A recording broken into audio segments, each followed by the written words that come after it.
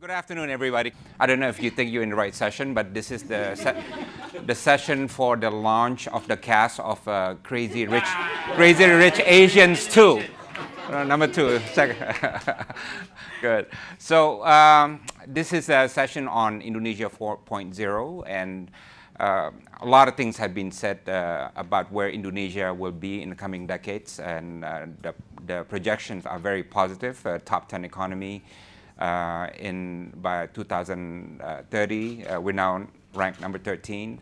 Top 5 economy by the mid-century, and Indonesia is one of the countries that have gotten a lot of things right. Our democracy is going right, our development going right, our social and cultural progress steady, and a lot of optimism in the country. Right now, there is a high buzz because of the Asian Games. We were number 4 in terms of winning gold medals against all odds. There's a high degree of nationalism and patriotism and pride in Indonesia now. So there's a lot of feel-good factor in Indonesian society now. So today we will focus on Indonesia, and the big question is whether or not we will be able to meet the projections. No projection is ever linear, but the big question is whether or not we will be able to get to the next level, which is that 0.0 level. And I can't imagine a better lineup of panelists than what we have today. On my right, we have Pak Tom Lembong, who is the Minister for Investment. He managed a private equity capital before. He's one of the smartest men that in Indonesia, and he's very close to President Jokowi, so he knows what president's thinking, and yeah, so we hope to hear a lot of that. We have Noni from Bluebird, and thank you for providing the gender balance. But Bluebird is a transport company, and they've gone digital recently, and I think you have a lot of stories to share with us. John Riyadi from the famous Riyadi family, Lipo Group, very again, careful. his lovely wife is right there, and one of the leading thinkers in Indonesia, very active in education, and we expect him to play even a bigger role in the Riyadi group. Pak William Tanuwijaya from Traveloka. Tokopedia. Sorry. That's your competition. Sorry, Tokopedia. Sorry, from Tokopedia, and I remember our lunch where. Am I going to get booted out? No, it's the same tea. It's a tea. It's good if we have Traveloka. So. That was deliberate. But he started like Pak Hairul Tanjung, whom we heard this morning. Very humble beginnings, and now he runs one of Indonesia's 4 unicorns. And I keep being inspired by him every time I talk to him. So thank you for being here. Patrick, which is an old friend, he's the founder of North Star Group. He has a golden touch. Everything he touches in business turns into something good and golden. And I'm very honored to have you on the panel. But interestingly, except for the minister who is in government, all 4 are moving into a digital space. They're all young, they're all dynamic, and they represent the face of young corporate Indonesia. Right? So let me begin with the first question. So I want to touch a little bit on the macroeconomics to begin with. The fundamentals are good. But if you can comment on that, Minister, what is going right and what remains a challenge? I'm sure the rupiah has been on your mind recently. Thank you, Dino. I think this panel is about where we're headed. If I could just take 1 minute to go over where we are and where we've been in the very recent time. So if we go straight to slide number 2, unbeknownst to quite a lot of people, Indonesia last year crossed quite a historic milestone. Our annual GDP crossed the $1 trillion per year figure, right? Thereby, we became the number 16 economy in the world, in world history, to reach that threshold, or to borrow President Jokowi's phrase, we joined the $1 trillion club.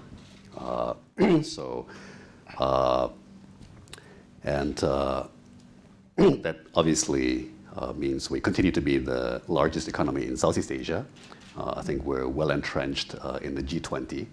And one point that I will probably come back to during this session is this notion of critical mass. You know, I really think that we've successfully entered a category of large-size economies, and we've reached a threshold of economic or system-wide sophistication that I think we now benefit from a certain amount of inherent momentum that will continue to carry us forward with a few squiggles along the way. But broadly speaking, I think the trend is good. Now, this is just a bit of a fun history lesson. These are the 16 countries who have reached that $1 trillion club. And I apologize for the small font. But next to the names of the countries, you've got the year in which each country reached that milestone. I personally was fascinated to see that France actually got there ahead of Germany, right? I happened to grow up in Germany when I was little. And as unbelievable as it might be today, there was actually a time when Germany was the sick man of Europe. Right? It was the basket case of the European Union. And of course, today it's a powerhouse, right? So I want us all to keep that in mind, that across history, countries do have their ups and downs. But again, I think there is a kind of inherent momentum to certain societies that carries us through the cycles. We've also become a fairly meaningful contributor to the entirety of economic growth in the world, right? Yes, of course, it's a big gap from economies like USA or even India down to Indonesia, but still, you know, we're number 5 top contributor to global GDP growth at this stage. And I think, you know, these days, everybody's all aflutter about the studies that forecast that we are going to be a top 10 economy in the world by something like 2030 and maybe even number 4. I apologize for the sudden switch. The first 2 slides were nominal US dollar GDP. This slide is purchasing power parity dollar GDP, right? Now, again, I think, sorry to those who've heard me say this before, one of my favorite mathematical formulas is the famous rule of 72, right? Take any percentage annual growth rate, divide it into the number 72, and you get the number of years for something to double. So in recent years and over the next few years, we're consistently growing at 5% per year, right? So divide 5 into the number 72, you get 14. That means that our economy will double every 14 years, right? So 14 years from now, we'll have gone from being a $1 trillion per year economy to a $2 trillion per year economy. And 28 years from now, assuming we can maintain 5%, right, we'll go from 2 trillion to 4 trillion. As simple as that. Now, again, my apologies if I go back to our Economics 101 course. What is GDP growth? It consists of only 2 things, growth in the labor force and growth in the productivity of that labor force, right? So where does our 5% come from? It comes from roughly 2% per year growth in the labor force and roughly 3% per year growth in the productivity of that labor force, right? Now, I think we'll hear about e-commerce and digital economy. Maybe later in the session I can touch a little bit on economic reform, structural reform, and so on. But bottom line is, with everything that I can see, even with emerging markets, currency pressures, trade wars, political challenges internally and externally, personally, I think 5% is very viable, right? It's very stable. It's remarkably non-volatile. Like other countries grow at like 11%, then crash to 1%, then go up to 7%. We're the kind of if we're what is that? The rabbit and the turtle, right? We're kind of the steady as she goes. 5% year in, year out. We might dip down to 4.7, 4.6, or go up to 5.4 and 5.6. But frankly, we're just kind of steady as she goes, 5% per year. So that's sort of where we are at the moment. Okay. If we ask you what has been the strongest tackles made by President Jokowi in the last 4 years, well, what would it be? Right. Top 3, for example. Okay. In fact, I'll do you one better. I'll talk only top 2. Okay. I think the first one, very clearly, President Jokowi's #1 hallmark is infrastructure development, right? I think everybody can agree that that's sort of his flagship program. Cutting our fuel subsidies by 80%, freed up about $8 to $10 billion per year of fiscal space, which he then rerouted mostly into the largest infrastructure development program in the history of our country. And I get so many comments saying, "Oh, I was just in Semarang Airport and I couldn't believe it. The difference from 5 years ago versus airport today," or "Wow, we now have an airport train from Jakarta Airport to straight downtown Jakarta." So infrastructure. Number 2, I think, is a little bit managerial in nature. I think those of us who followed Indonesia for some time know or remember that our complaint has always been about implementation, right? Like everybody knows what needs to be done, but where we always fall down is implementation and execution, right? And President Jokowi is all about execution, execution, execution, implementation. Admittedly, maybe even at the sacrifice of planning and intellectualism, have clearly taken a backseat to just in the field, on the ground, hands-on, construction, execution, implementation, right? Very business-minded. I think those are sort of the 2 highlights that I would say of this 5-year term. Okay, good. I mean, one of the things I appreciate about President Jokowi is he's a populist, but also he runs the government well. I mean, there's economic deliveries that he's achieved. So I thought there's a good balance that he's done, because we see a lot of populists who don't deliver. Yeah. I start with Patrick as one of the first entrepreneurs who got into the digital space. You invested in Gojek, and then we know how Gojek has turned out quite phenomenally to be one of the first unicorns in Indonesia. So can you comment, Patrick, on what made you get into, what made you invest in Gojek, and what is the future of digital economy in Indonesia? I think the most important lesson learned is better to be lucky than be smart as an investor. But before I answer your question, I think I just want to add one thing that Minister Lembong mentioned. I think one thing that a lot of people overlook is how transparent and how clean President Jokowi is as a leader. I think today we take it for granted, right? And as I personally look at 2019, and people talk about second term, whether he will leave legacy for the country. I believe that moment will come, because the thing about 2 terms, and we have 2-term limit, is that either leader look at it as the time to prove himself, or the last time to steal, right? And I actually believe looking at President Jokowi children, what they do for a living, they sell martabak and whatnot. I think the president will achieve great things in the second term. Of course, I'm not political. I'm neutral and everything.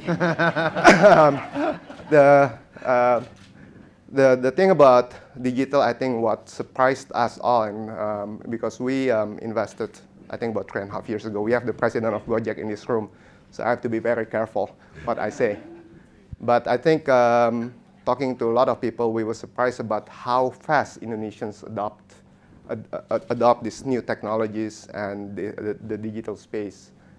I think it caught everybody by surprise. But there are certain things that we learned that one common things in the digital space with the successful investments we did in the brick and mortar sector, which is the fact that the mass market of Indonesia is very big. And if you have a product that is affordable and address the pain points of Indonesian consumers, you can reap benefit very fast. Right? And we have experiences in financial services, in retail and whatnot. And the consumers will find their own way to adapt to this new phenomenon. So, and I'll just pause there. Are you surprised at how big it became? I mean, I'll be honest with you. When I heard you were investing in this motorcycle logistics company, I'm like, hey, what's Patrick doing? You know, seriously, you know, because I didn't think it was going to be that big, but now it's huge, right? I mean, you know, I'll be honest with you. This was like a couple of years ago. Were you surprised at how big it became? Well, I think we were all surprised, but the reality is that in 2001, when I was in my previous job, at that time we decided, my previous employer, we decided to get out of the digital space, and we sold this small company in Shenzhen called Tencent. We own 40%. We own 40% of the company. We sold it for $35 million. So I think when it caught, I think it was, by nature, it would surprise everybody. And it's not only Gojek. We have other investments in the digital space. I don't know whether I'm supposed to talk about this, but one common investments that John and I have is this company in the education space, Ruangguru. And then we met the founders in Hanoi. They just updated their last month number. I was like, I almost collapsed. I almost fell off the floor, right? And this is we are talking about digital edtech company. And so it's a very different space. So I think the thing is that once it hits, it really goes big.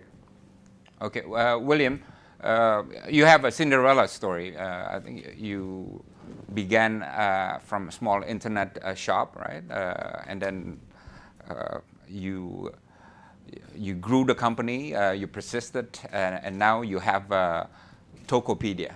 I'm trying not to say Traveloka. Right? How was the journey, especially in terms of what kind of policies from government that help you to grow to where you are today? Yeah, we cannot be here where we are here today if the government actually not champion it. Mm-hmm. So in 2015, actually, President Jokowi shared his vision that Indonesia by 2020 should be the largest digital economy in Southeast Asia, digital energy of Asia. And that same year, he's actually bringing 5 tech companies to US. And last year, 3 out of the 5 companies become multi-billion-dollar company. And today, we actually have 4 in Indonesia that is already be multi-billion-dollar company. So like Pak Tom Lembong and a couple of ministries very focused on the regulatory framework that allow the digital economy to grow. Very light touch policy, safe harbor policy, because tech company business model will continuously change, and it changes very, very fast. It's almost impossible for you to grow if the regulatory framework is actually designed for regulate the detail. But if like they only regulate on the principal basis, then that's give a room for tech company to innovate. Right? So this is back to why all this innovation comes from early days is from Silicon Valley, because actually Silicon Valley owed to Bill Clinton in the 1998 that actually pushed this policy that support the rise of the homegrown entrepreneur. And the market itself is Indonesia is unique in the sense of it's a 17,000 island. It's almost impossible for our government, no matter Jokowi is very pushy on the infrastructure investment, but that always take time, it's a long-term investment. But technology is one infrastructure that will help Indonesia to leapfrog. And this is very beneficial, right? So when we talk about Indonesia market, if like you see like 5 years ago, look at people that buy their Android phone for the first time or their iPhone for the first time, you will find that majority of the apps that they use is not made in Indonesia. But today you start to see a couple of apps. If you travel, then it's a Traveloka. It's on demand, you start to see Gojek, and then for e-commerce you see Tokopedia. So you start to see this because, not necessarily because of the sudden increase of the nationalism of Indonesia, but it's because of the quality of the apps is increased significantly.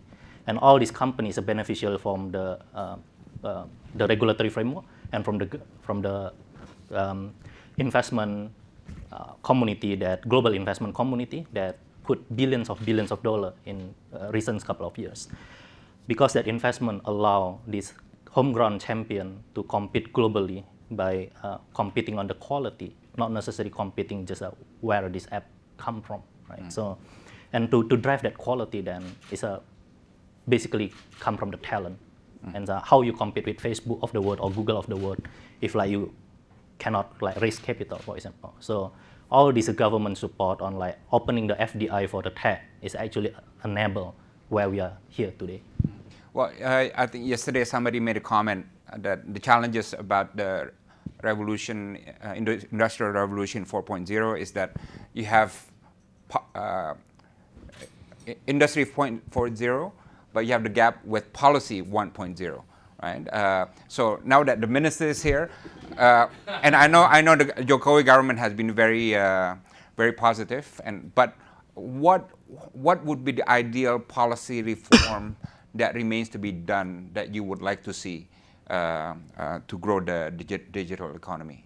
Don't make this as a licensed business. I think don't make this as a licensed business. So I don't think that Tokopedia can be Tokopedia today or Gojek can be Gojek today, Traveloka can be Traveloka today. If on the day one, Nadim, Ferry, or myself need to actually get certain of license before we can actually prove ourselves. If we see all these tech entrepreneurs, no one will have the track record before. They are the challenger of status quo. They are just know that this new generation will have a certain aspiration of a certain products, and they take that risk. They build certain of products that define for the future, not really for the current market. So if like you make this as a licensed business, then Indonesia will never be a key contributor on the industry 4.0 or the next wave of industry. Can I ask you the same question? Yeah. Around policy. Yeah. I share the optimism that I think has been echoed in this panel. And if I may just add one thing to that sense of optimism is if we recall where Indonesia has been over this 20-year period post the Asian financial crisis in 1998, many of us don't remember, but in 1998, very few people believed that Indonesia would continue to remain as one country. The Economist, the New York Times, all thought that Indonesia would balkanize. The words Indonesia and balkanization were used in the same sentence many times by some of the leading publications around the world. But you fast forward 20 years from now, that question of the identity of Indonesia is no longer in question. Given the diversity of our country, nobody thought there could be a unifying identity strong enough to hold together 17,000 islands, 300 ethnicities, you go on and on. But today, that's not even a question at panels like this. And that shows how far we've gone and how strong the structure of our country is. You look at 20 years ago, the role that our military played in our country. they had permanent seats in the parliament. They had a dual role not only in politics but also in civil society. Today, that's no longer the case. They voluntarily gave up their seats in parliament. And today the country is clearly under civilian control. You take a look at the issue of radical Islam, and again, Indonesia, despite being home to the largest Muslim population in the world, continues to be an extremely tolerant country and a beacon of hope that Islam and democracy and progress can coexist. And I mentioned these three things around the unity of the country, around radical Islam, and also the role of the military, because if you take a look at all the other countries trying to go through the democracy journey that we've been through, whether it's Myanmar or Thailand or all the countries in Southeast Asia, it's really one of those three things that always tear it apart. Many of us were in Hanoi earlier this week for the World Economic Forum meeting, and as you hear a lot of the leaders talk, Aung San Suu Kyi and all these leaders from Vietnam, and it's all these same issues. However, for Indonesia, this is the issues of the past. We've gone beyond these structural issues. So I think the optimism that we all share in this panel is real because it is built upon the backdrop of such structural foundations, whether it's that political, social, economic underpinnings. And so that's why I think fundamentally, I personally am very, very excited for Indonesia today. I'd add on to that, and just leading up to the moderator's question, why is Indonesia so attractive? I don't know statistics, I don't really know numbers, but what I do know is if you take a look at the Indonesia today, why it's I think very attractive is, first of all, I think we've got clear leadership from the government. You've got people like Pak Tom Lembong and many other ministers, and also our president, as Patrick has mentioned, who take a very different approach and view to government. And you're right, I think after 4 years, Indonesians, many of us, have taken that for granted. But for Indonesia, I think that's a significant progress. And you look at before President Jokowi, we had 10 years of President Susilo Bambang Yudhoyono, where Padino also worked very closely with the administration. So, and I think as you look at the next 5 years, whether it's President Jokowi or the other person, we're going to have another 5 years of, I think, calm, continuity, stability, and progress. But beyond the government efforts, you take a look at the corporate sector in Indonesia, and we have a lot of reason to be optimistic. I think you've got a lot of Indonesian corporations, such as Bluebird, who are continuing to innovate and progress and become larger and larger institutions. But not only that, I think, unlike in many other countries in Southeast Asia, we have a very vibrant startup community that is disrupting big businesses. And I think that disruption is very healthy. Patrick mentioned, obviously, Andre, who's, I think, stepped out of the room, but also William and many other entrepreneurs. But there's this whole ecosystem of, I think, a very healthy corporate landscape, but also a nice check and balance with all the new players coming in, disrupting, and giving consumers more and more choice. So I think with that and a stronger and stronger pool of capital through people like Patrick, you've got Yinglan there in the back, who is one of the most active investors in the tech space today. Many, many investors, I think, are looking at Indonesia. So I think for all these different reasons, I think Indonesia is solid. So to your question about policy, right? I think it's normal, to be honest, that the government and government policy is a little bit behind the corporation. That's true in Indonesia, that's true in Singapore, that's true in the US. I've never met an entrepreneur from any country who says, my government is so much ahead of us that we can't keep up. True. If they are, I think something's wrong with entrepreneurs. Yeah. So I think the fact that Indonesian regulators are a little bit behind is fine. But I think the most important thing is it's a mindset. I think it's a mindset of recognizing that they have to move forward and recognizing and acknowledging that there's a balance to be played. And as far as government ministers and leaders go, I think we have amongst the most entrepreneurial, one of the progressive and bold government leaders. So I think there's a lot of room for improvement, but and at the same time, I think we continue to be very optimistic. And for Lippo today, we have a choice in terms of investing. We can invest in, we have operations in 8 markets in Asia, but we still think Indonesia is the most attractive market to be investing in. Last year in Indonesia, we served 60 million unique Indonesians and generated about 10,000 transactions each minute of the day across all our different assets. So we're very bullish on Indonesia, and we look forward to continuing to invest and do more in the country. Okay. Noni, Bluebird, an old company, been run since Suharto days, and we've been challenged by being challenged by the new disruptions, the Gojek, the Grab, and so on.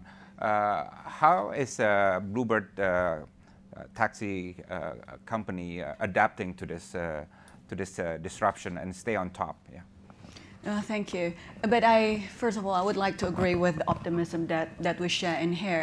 And but people in general tend to see the old company and the new company. I think we should see it from a different point of view, that we're all trying our best to serve our customers. And so it doesn't matter whether you're doing the business in the old way or you're doing the business in the new way. We both need to evolve. Because Bluebird have been around for 46 years. And we have been to different type of government. We have been to different type of disruptions. We were the first disruptor in the transportation industry itself in the beginning. So, what is more important is that how do we see the future? And at this moment, I don't think we should discuss or argue more about whether digital is the way or not the way. It is our way of life, right? So, and it is a necessity for company who has started way during Suharto era to really adapt to this new way of living, to the new technology, to the new way of how consumer wants to be addressed or be given a service. And through the digital economy, through technology, as a company, we look at it as a benefit because by having this a very good technology, we can actually make our processes faster, more efficient, which is very much needed for a company with our size. Again, at this moment, I think we're still in the making of where would be the equilibrium in the future. From the government is trying to make new policies. And I agree with John that it is okay for the government to be lagging because the government is not supposed to do things abruptly because the government should think more of a longer term. And so it is really up to us, the business people, on how are we going to mitigate our own ship, our own boat, what kind of new ship that we're going to build together with the new startups, for example. That's why we also work together with Gojek, for example. We also work together with Traveloka, since you mentioned Traveloka. So, and we hope to be able to work together with Tokopedia very, very soon. So there's always the positive side for being the business like us, like the conventional way, and there's always a positive side of being a new startup and how we're going to combine it to serve the consumer. I think that's what we should talk about to help the Indonesian economy. And if we talk about the demographic and the middle class, the rising middle class income, it will not happen without the right infrastructure, and especially in tech. I think William has a very noble objective or vision is to help these small businesses, which will contribute to the growth of economy in Indonesia, to grow, and then we move forward together. So, for us, we should be able to see and try to understand the future customer needs. I think in the earlier panel they said, none of us understand the millennials, but we have millennials here, so we can ask them. But we do need to adapt. Any of the companies here have a challenge in terms of recruitment, the right talent? I know there's a large pool of people applying for jobs, but it's from my experience also, it's been quite hard to get the right people with the right talent. So any of you want to comment on how you plan to address this issue? Yeah. So when we first started Tokopedia, the first things that I did was come back to my university. I spent there 2 days trying to convince people from my university to join us. This is back in the year 2009. Yeah. For 2 days, no one applied to the company. So the talent pool, and by the same year, we need to compete with eBay, and then Rakuten, and then Rocket Internet that have a larger capital, that have the technology in hand. So it's always all this tech company is a story of the underdog. But I always believe that we are the luckiest generation ever because this is the era of underdog, where everyone actually have a chance to compete with have the same opportunity to compete globally and survive and eventually win. So how we address that is by changing our aspiration. We know that the talent will never exist. We don't know e-commerce. On the day one, we don't know how to do this, but we are trying to focus on solving problem. So I see majority of the company, especially on the east side of the world, tends to build like a kingdom, where it's rely on the king or the queen or the founder or the CEO. But if we see majority company on the west side of the world, it tends to be like a university, where a university is not well known of the king or the queen or the founders or the CEO. University is well known because of the impact to the society, right? So, and most importantly, they are well known even for the alumni. So if I see McKinsey of the world, they are well known because of the alumni, the ex-McKinsey that today become the CEO of a certain global firm and so on and so on. So with that aspiration since day one, we are trying to build that culture. So I told people that join Tokopedia that I am lucky that I find the purpose of my life. And I wish that Tokopedia can be the vehicle for people that join us to find their purpose in life. So if they find their purpose aligned with our mission, which is democratize commerce through technology, then we are both lucky. We can build something amazing together. But if they find their purpose somewhere else, then that day they should graduate, and we celebrate that graduate immediately. So we know that the talent is not exist, but we don't take that as an excuse. We take that as an opportunity to build this university and challenge that status to go together, which actually become a benefit. When all these global players come to the market and try to bring the playbook that they use to win other market, happens that same playbook doesn't matter in Indonesia market. With the 17,000 island, you have a different challenge on solving payment, solving logistics. So when you don't have these things to unlearn, you have this blank canvas to innovate. That's the beauty of it. That's a magic can appear from there. I think I would like to, if you don't mind, I think everybody would agree that human resources is the single biggest challenge of doing business in Indonesia. There's no dispute about that. But I think when we talk about human capital, there are different segments, and everybody has different challenges. So at home, it always perplexed me, how come it's so difficult to get help at home? We have 260 million people. Theoretically, we have a lot of unemployment. But there's also a situation now that people have choices.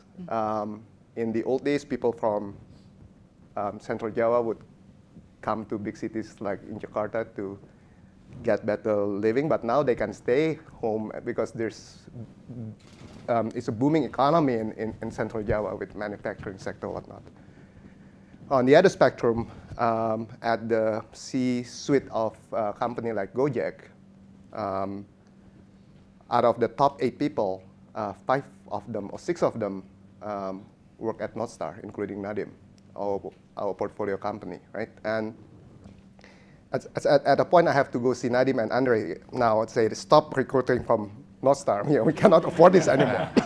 The good thing is that when our investors audit our people, they only look at the top people, the MD level, the partners level. Oh, you are stable. But if they look at the younger level, they all want to move. And this is also a market pool, right? I mean, in the old days, people wanted to work for Citibank and then investment bank, and then consulting firms, private equity. Now, for the younger guys, the coolest thing to do is to work in startups, and this has changed a lot since the day that William started Tokopedia. But I think the most important thing is that to recognize it's a problem, and how do you address that? I think there is no escape from. You have to train your own people. You can't find this talent out there. You cannot find enough. You have to have a system internally to train these people. Let me go to Minister I mean, this pertains to the question of talent as well. You're somebody from private sector, and you made the bold decision to go into government. And being a former civil servant, bureaucracy is really a challenge in Indonesia. So I just want to ask two questions for you. One is, how has your experience been in terms of mobilizing you civil servants to be more progressive and more reform oriented? Right. And the second thing, most of these the panelists, they grow by injecting foreign capital, Chinese capital for Gojek and also for Tokopedia and so on. As a Minister for Investment, I'm sure you deal a lot with nationalism at the grassroots level, right? Especially when it comes to foreign direct investment. And it's not just exclusive to Indonesia. Other countries experience this as well. Has it been better, these nationalist tussles with foreign capital in Indonesia? So those two questions. And then please come in. Yeah. Thank you, Dino. So I think the human talent question in government, one of the most powerful phrases to come out of the Trump administration starting point of vetting cabinet secretaries and so on is this age-old phrase that people is policy, right? So policy doesn't arise in a vacuum. It doesn't, spring spontaneously out of stone or cold air. It's actually, conceptualized, promulgated, and implemented by people. So your choice of personnel is really critical. It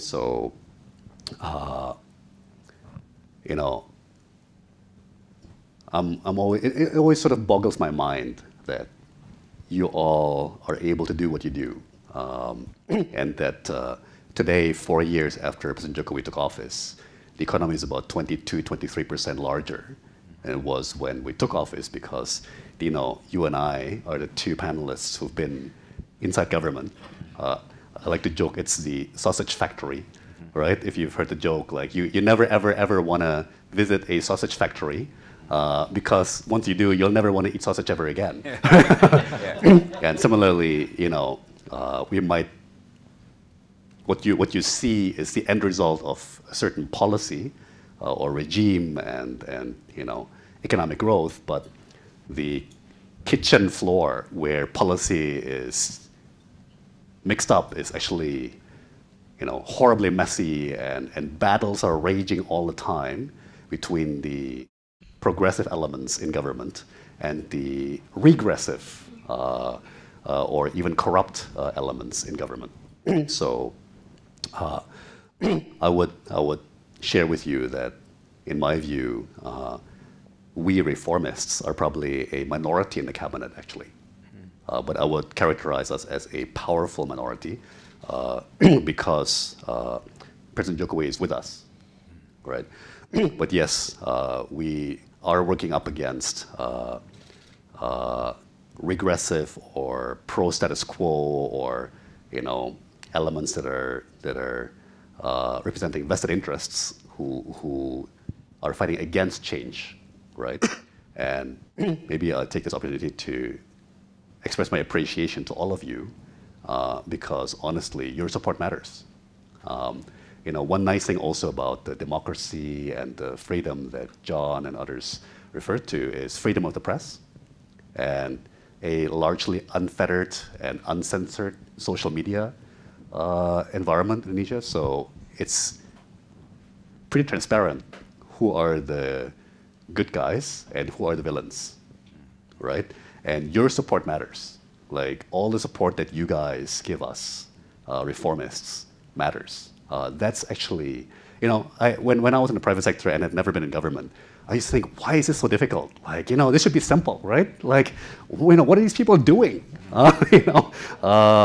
But once I'm in government, it's, oh my God, this is a bloody nightmare. It's so bloody complicated. And, the problem with policy is that everything's connected to everything, right? That old children's song, like the hip bone's connected to the you know, something bone, and this bone is connected to this bone. And, you know, as a policymaker, you do have to think system-wide, you know. It really is true what they say that, you know, policy making is a group effort. You know, you have to get everybody in a room because every policy that you're proposing to change or reform impacts, you know, so many different aspects. So that's what makes it complex and slow. And the other thing, I think, probably, you know, just to manage people's expectations, I think for us, for sure, but probably for most countries, it is a process of 3 steps forward, 2 steps backward, right? So there's a lot of setbacks. There's a lot of blunders and self-inflicted injury. But broadly speaking, you know, it's not 2 steps forward, 2 steps backward. You know, we are actually going somewhere. You know, we are actually, there is such a forward motion, but it's painful, it's messy and exhausting, but obviously for the sake of 260 million people in Indonesia and 630 million people in ASEAN, and you know, as the largest Muslim population in the world, you know, for the sake of the 1.7 billion Muslims, these battles are well worth it. Okay. You want to add something? Yeah, I know on the issue of human capital, I'd like to, you know, I think it's important to highlight one excellent program from the government, the LPDP.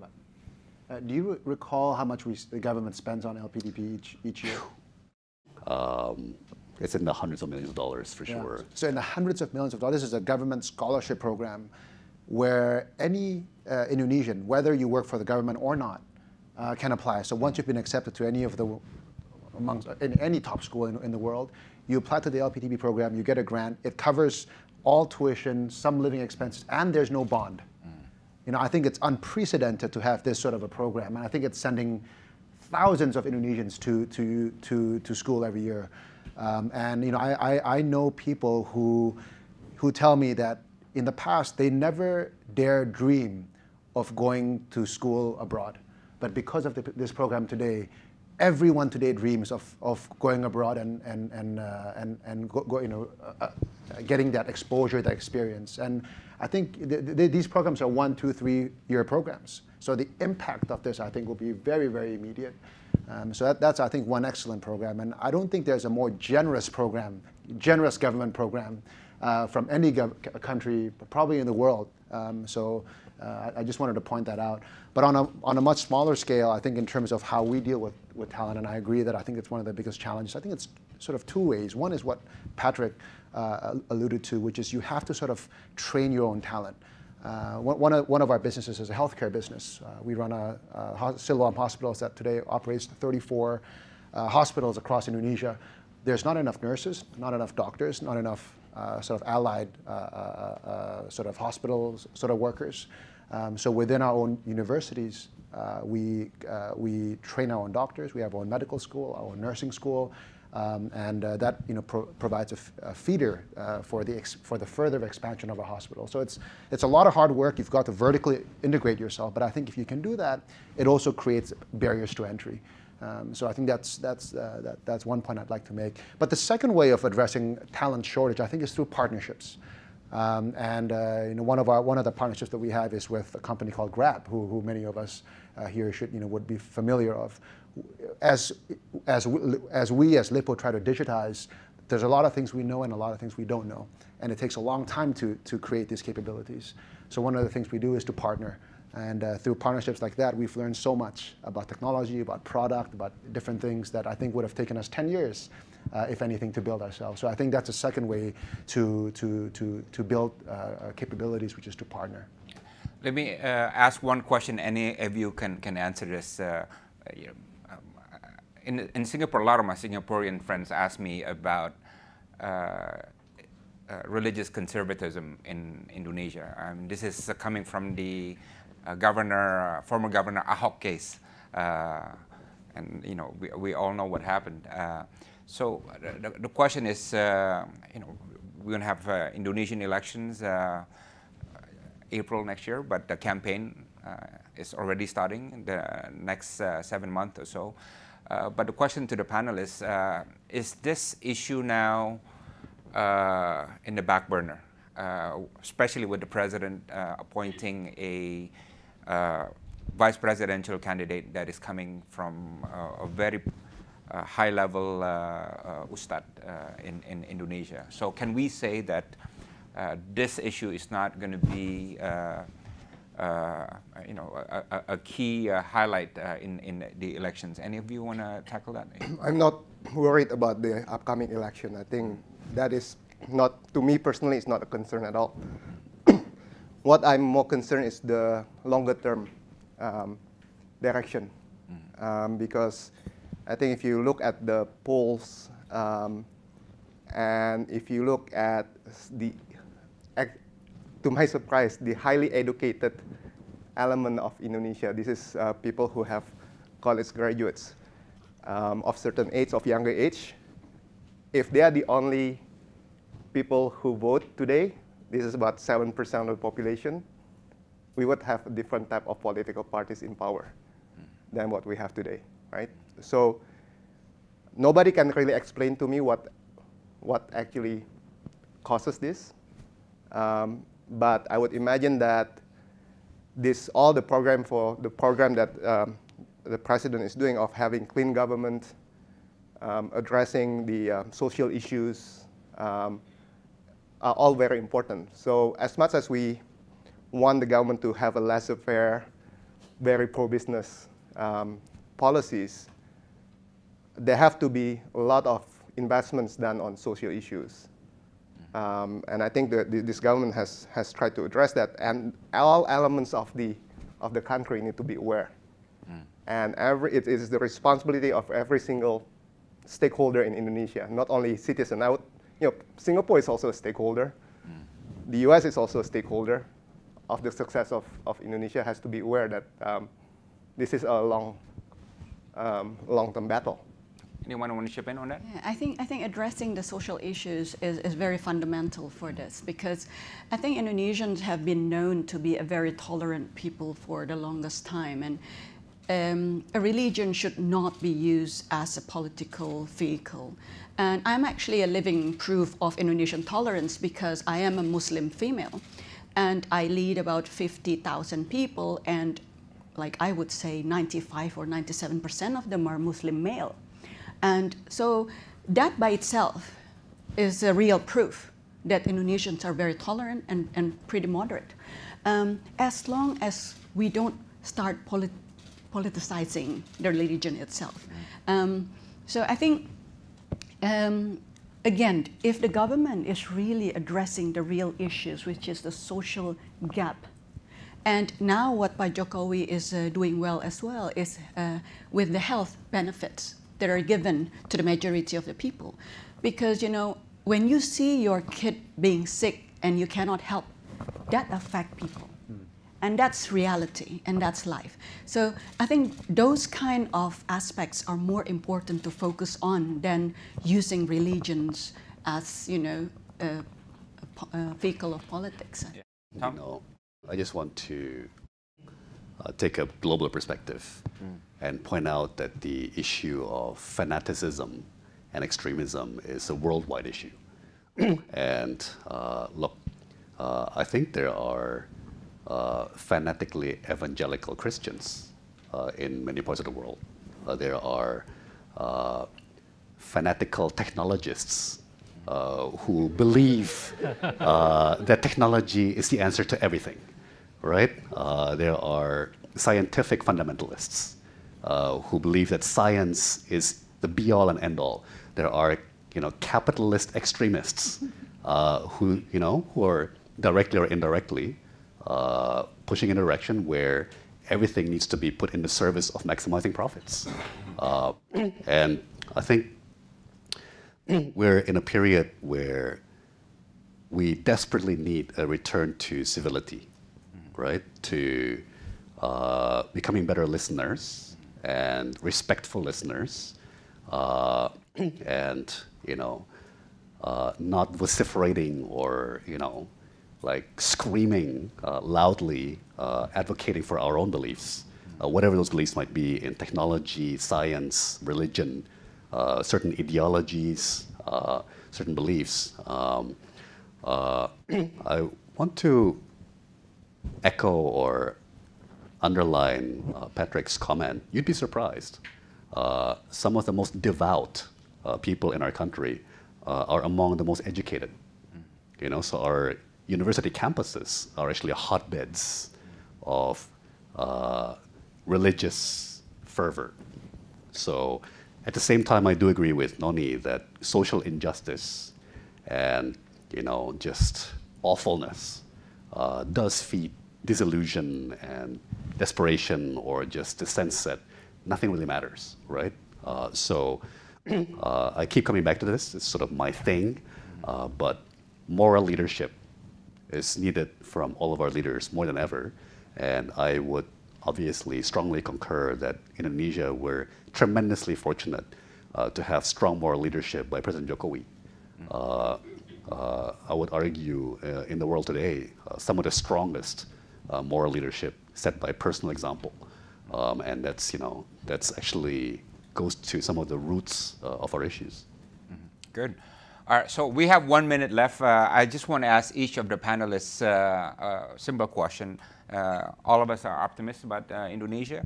I would like to each one of you to say what is the one or two things that make you very optimistic about Indonesia's future. Should I start with William? Okay.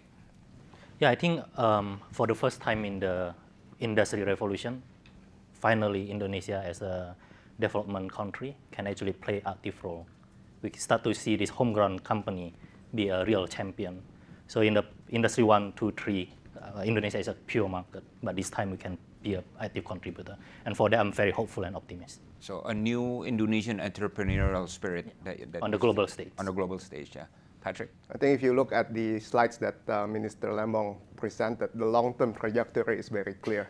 You just have to be able to survive and make sure that you don't die in between. Because there are market volatilities. I'm just talking about business, not about things that are not within our control. Yeah, but I want to push you on that. Yeah, the projection is one thing, but what makes you think that we will achieve that projection? That's Indonesia had defied so many odds, right? I mean, John mentioned it just now, and somebody who started as 10 years ago, maybe mayor of Solo, and before that, somebody who nobody, he was a small businessman, managed to become national leader. And people always say, who's going to be next? I don't know. Who's going to be next? Maybe it's somebody that we haven't heard of today. But Indonesia as a country has this funny mechanism that somehow things work. Okay, so it's grit and resilience would be, yes. John? Indonesia is not a perfect place. It is a place not without challenges.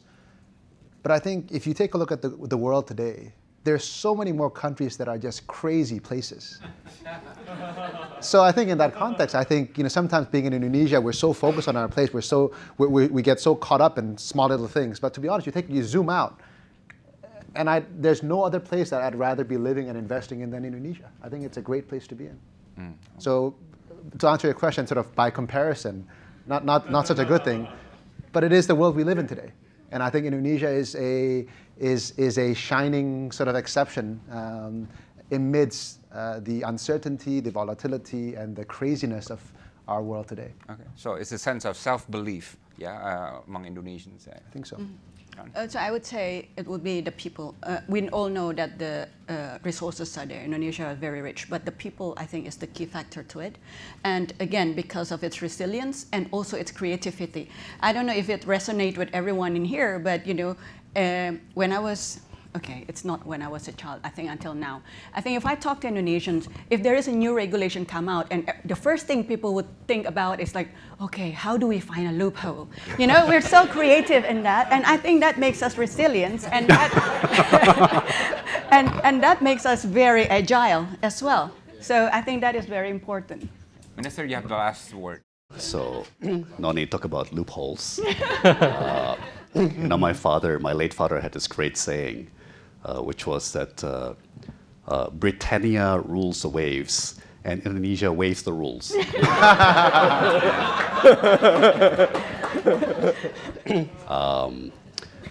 But my optimism for our trajectory, I would highlight two things. First of all, going back to this notion of critical mass. I think we have finally reached a level of overall system-wide sophistication, scale economy. So I would say we've entered the zone, right? And looking at demographic trends, looking at technological trends, capital flows, I think we're in good shape, just carried forward by a kind of inherent momentum.